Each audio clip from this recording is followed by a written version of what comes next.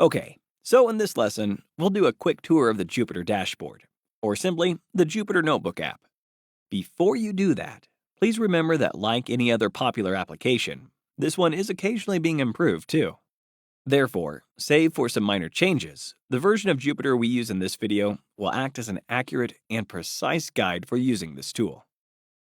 As soon as you load the notebook, the Jupyter dashboard opens. Each file and directory has a checkbox next to it. By clicking and unticking an item, you could manipulate the respective object. That means you can duplicate or shut down a running file. In addition, you can rename and delete folders. The selection menu allows you to select all the files in the console of the same type by expanding this button. For example, you could mark all the folders or all the running files. In addition, you can check this little box that will directly select all the items on the page. The logic regarding the directories management is the same as the one of an operating system. Files can be grouped into folders, and folders can contain other folders. From the Upload button in the top right corner, you can upload a notebook into the directory you are in. The standard Explorer box opens, and when you select a file, you can click on Open, and it will immediately appear in your directory. Finally, you can expand the New button.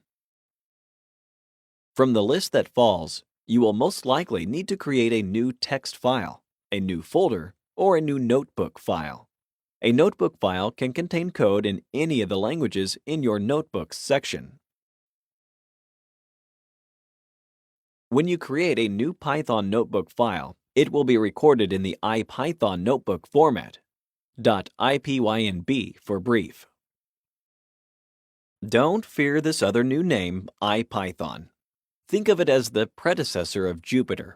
Consider the IPython notebook format as a legacy file format. Alright, let's carry out a few operations. I will rename this folder to Exercises. Okay, done. Now, I will create a new IPython notebook file by expanding the New button and selecting one of the two Python formats I have here. Let's use the default Python format. The browser immediately opens a new tab for me. This is the interactive shell we mentioned earlier. Here, you will write your code and see its output. More on that in our next lecture. Thank you for watching.